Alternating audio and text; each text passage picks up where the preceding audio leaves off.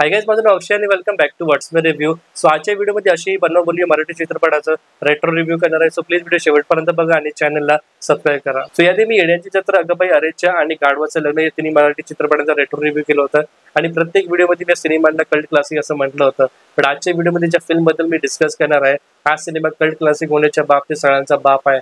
Not just Marathi cinema but Indian cinema. अशी ही बनवाबनवी नावाची Marathi film 1988 मध्ये रिलीज झाली होती. It's been almost 37 to 38 years now. But आज या चित्रपट लोकांना तितकाच आवडतो आणि फिल्ममध्ये रिपीट व्हॅल्यू किती आहे मला तुम्हाला सांगण्याची गरज नाही. कारण प्रेझेंट टाइम मध्ये forceful comedy, routine story line आणि अनवॉन्टेड ग्लॅमरच्या चक्करमध्ये आजकालच्या फिल्म मेकर्स फिल्मची पूर्ण बँड वाजवतात. बट अशी बनवाबनवी नावाचा मराठी चित्रपट त्याचा एक्झॅक्टली ऑपोजिट आहे. सो बेसिकली तुम्हाला फिल्म मध्ये धनंजय माने नावाचा कॅरेक्टर पाहायला मिळेल, played by Ashok Saraf sir. हा एक स्ट्रीट स्मार्ट व्यक्ती आहे, म्हणजे बाटली में उतारने वाला. लाईफ मध्ये किती प्रॉब्लेम असले तरी प्रत्येक प्रॉब्लेम त्याच्याकडे सोल्युशन असतो आणि या सोल्युशनमुळे फिल्म मध्ये तुम्हाला एक अनफॉर्गेटेबल लाफ्टर राईड पाहायला मिळेल. धनंजय माने आणि त्याचा लहान भाव म्हणजे शांतनू आणि या दोघांचे अजून दोन मित्र म्हणजे सुधीर आणि परशा, हे चौघं राहायला घर शोधत आहे भाड्याने आणि या घरासाठी हे करतात खूप मोठा झोल. फर्स्ट डे फिल्मच्या कॅरेक्टर, स्क्रीन प्ले आणि ज्या प्रकारचं ह्युमर क्रिएट केलं होता रायटरने, तेव्हा फिल्मच्या मेकर्सला वाटलं सुद्धा नसेल की त्यांचा हा सिनेमा ओव्हर द डेकेड एक कल्ट क्लासिक डिक्लेअर होईल आणि सोशल मीडियावरती मीम मटेरियल बनेल. आज मी प्राऊडली म्हणू शकतो की Ashi Hi Banwabanwi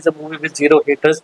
literally no one can hit this film. In fact Sachin Pilgaonkar, Ashok Saraf आणि लक्ष्मीकांत बेर्डे यांच्या फिल्मोग्राफी मध्ये ही one of the best film आहे टिल डेट. नेक्स्ट या चित्रपटातील जर मी फेवरेट कॅरेक्टर्सला रँक करू तर नंबर 1 नेहमी धनंजय माने राहतील. म्हणजे त्यांची पर्सनॅलिटी, त्यांचा ह्युमर आणि ज्या प्रकारे त्यांच्या माधुरी मॅडमशी फ्लर्ट करतात, त्यांना इम्प्रेस करताना, दॅट इज फुली अनबिलिव्हेबल. ऍक्च्युअली धनंजय माने नावाचा कॅरेक्टर संपूर्ण चित्रपटाचा हार्ट अँड सोल होता. माझा सेकंड फेवरेट कॅरेक्टर आहे लक्ष्मीकांत बेर्डे यांचा पार्वती धनंजय माने नावाचा कॅरेक्टर. सेकंड हाफ मध्ये जेव्हा कॅरेक्टरची एंट्री होती ना, till the end of the film त्यांनी एक सुपर रॉकिंग परफॉर्मन्स डिलिव्हर केली होती. स्पेशली या फिल्म मध्ये जेव्हा पार्वती माने प्रेग्नेंट होती आणि त्यानंतर अशा लेवलचा गोलमाल पाहायला मिळतो, दॅट इज रिअली अनफॉर्गेटेबल. आणि आजही मी चित्रपट बघितला रिव्ह्यूच्या आधी आणि मला तितकाच आवडला. आता नेक्स्ट कॅरेक्टरच्या चित्रपटातील माझं वन ऑफ द फेवरेट आहे, that is Madhuri madam, played by Ashwini Bhave.